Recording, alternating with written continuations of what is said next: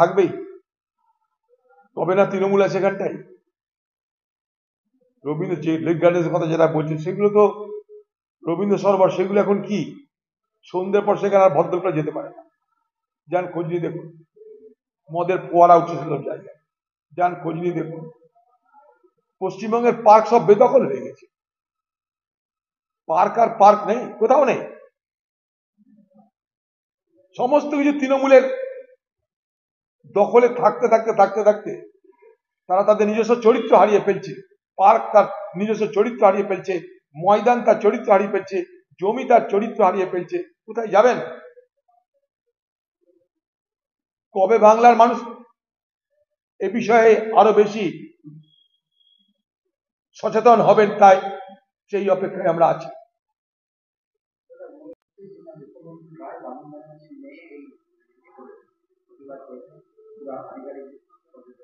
কোথায়? দেখুন, সারা পশ্চিমবঙ্গে সরকারি জমি আজ পশ্চিমবঙ্গের তৃণমূলের নেতা মস্তানদের দখলে। পশ্চিমবঙ্গের তৃণমূল দলের যারা নেতা মস্তান তোলাবাজ, তাদের চাকরি নেই, বাকরি নেই, এ রাজ্যে তাদের রুটি রুজির কোনো ব্যবস্থা নেই। তাই দিদি খোলা হাতে ছেড়ে দিচ্ছে, যা কিছু আছে লুট করে খাও। এবং সারা বাংলা জুড়ে যেটা ভয়ঙ্কর ভাবে হচ্ছে সেটা হচ্ছে এই যে ভূমি আধিকারিকগণ যারা, ল্যান্ড ডেভেলপমেন্ট যে অফিস, লুটের সেটা সব থেকে বড় ঘুঘুর বাসাতে রূপান্তরিত হচ্ছে। আপনার জমি রাতারাতি সেখানটায় চরিত্র বদল করে স্বল্প দামের জমি বেশি দামি হয়ে যাচ্ছে। আপনার বসত বাড়ি জমি হাতছাড়া হয়ে যাচ্ছে, কৃষি জমি বাণিজ্যের জমিতে রূপান্তরিত হচ্ছে। এইভাবে সম্পত্তি আপনার অজান্তে বেনামে চলে যাচ্ছে। বড় অদ্ভুত স্টাইল আছে এখানটায়। মনে করুন আপনি দুর্বল, আপনার নামে ভূমি এবং রাজস্ব দপ্তর থেকে আপনার জমির কাউকে বিক্রি করে দিয়েছেন, তার একটা পেপার তৈরি হয়ে গেল। ভূমি দপ্তর তাদের কাগজপত্রকে এদিক ওদিক করে হেরাফেরি করে আপনার জমি অপর কাউকে দিয়ে। আপনি যখন জানতে পারলেন, তখন আপনি দেখলেন যে আপনি আর কিছু করতে পারছেন না। সেই সময় সেই জমিটাকে আবার সাদা করার জন্য সেই সমস্ত অপরাধী যারা ভূমি মাফিয়া, তারা আপনার কাছে প্রস্তাব দেবে, জমিটা আপনি ফেরত পাবেন না, একটা দরদাম করে নিন, বেকার ঝামেলা করে লাভ নেই, আপনিও থাকবেন আমিও থাকবো। জমি মালিক সে দেখে আমি তো এদের কাছ থেকে উদ্ধার করতে পারবো না, তাই যা পাওয়া যায় তাতেই আমাকে সম্মতন হলে আমার কিছু তো লাভ হবে। ফলে এইভাবে বাধ্য করা হচ্ছে দুর্বল মানুষকে, কৃষককে, গরিব মানুষকে এবং বৃদ্ধ বৃদ্ধাদেরকে খুব পরিকল্পিতভাবে ভূমি দপ্তর, পশ্চিমবঙ্গের প্রত্যেকটা জেলার যে ভূমি এবং রাজস্ব দপ্তর, আমি বলতে চাই এগুলো হচ্ছে দুর্নীতির একদম আতুর ঘর। সব থেকে বড় দুর্নীতি হচ্ছে চোখের বাইরে, সব থেকে বড় দুর্নীতি হচ্ছে সেই ভূমি রাজস্ব দপ্তর।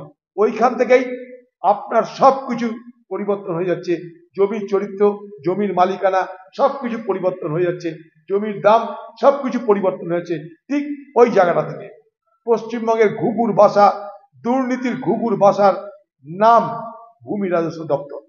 পশ্চিমবঙ্গ সরকারের রাজস্ব নেই, রাজস্ব আদায় করার জন্য জমির উপরে ছাড় দেওয়া তুলে দিয়ে তারা টার্গেট করে দিয়েছে, আমার এত টাকা চাই, আমার রেভিনিউ এত টাকা চাই। মদ, জমি, এইগুলো হচ্ছে পশ্চিমবঙ্গের তৃণমূল সরকারের সব থেকে লোভনীয় এলাকা। পশ্চিমবঙ্গে শিল্প নেই, রুটি নেই, রুজি নেই, তৃণমূলের মস্তানরা খাবে কি? দিদি খুলে দিয়েছে দরজা।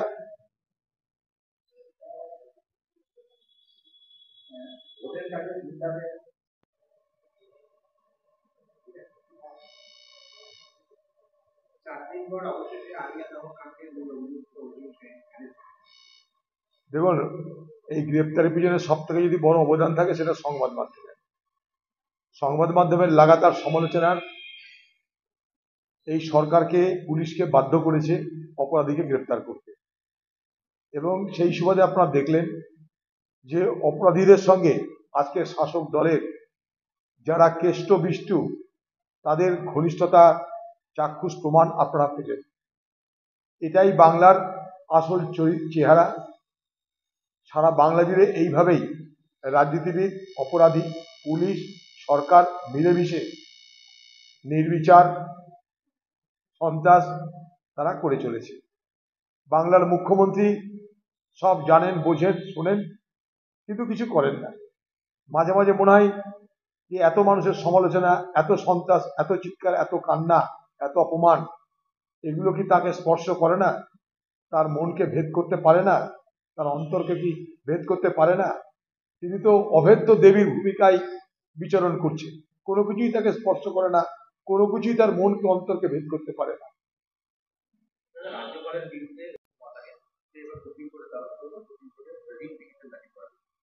যার যে কেউ যদি মনে করে তার উপর প্রকৃতপক্ষে কোনো অন্যায় হয়েছে, করতেই পারে। সবকিছুর পিছনে কারণ আজ না হয় কাল জানা যাবে। সত্য কি মিথ্যা কি আমরা কেউ জানি না, বিচার করলে জানা যাবে। একটা মহিলা রাজভবন থেকে সুপ্রিম কোর্ট কেন যাচ্ছে সেটা বিচারকরা ভালো করে বুঝবে। এটা সত্য না অসত্য, বানানো না এটা ঘটনা, সবকিছু আমরা জানতে হবে। এখন তো পর্যন্ত বিষয়টাই ধোঁয়াশা।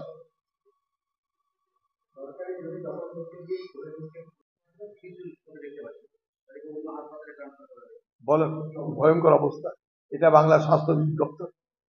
এই বাংলায় যেখানে তুই যান না, প্রাইভেট ডাক্তারদের চেম্বারে যান, মানুষের খালি মিছিল দেখুন, ভিড় দেখুন আর মিছিল দেখুন। হাসপাতালগুলো পড়ে আছে, খালি দাঁড়িয়ে আছে, চিকিৎসা নেই, ওষুধ নেই, যন্ত্র নেই, ডাক্তার নেই।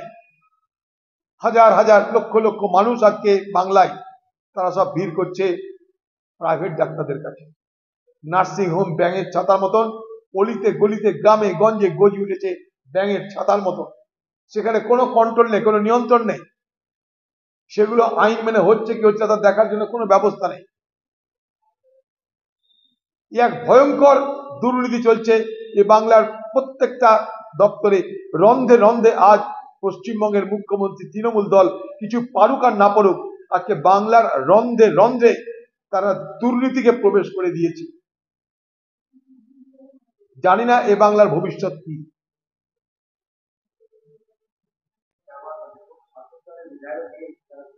তাহলে বলুন, যেটা সত্য সেটা বলেছে।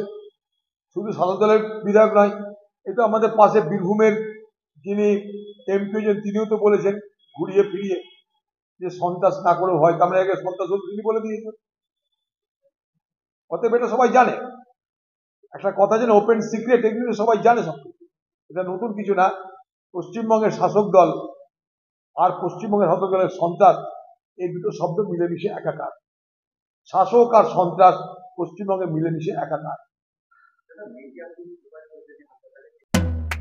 TNTV presents TSD, TNTV Shorts Daily। এখানে আপনি প্রত্যেকদিন 1 মিনিট TNTVর সঙ্গে জোড়ার সুযোগ পাবেন।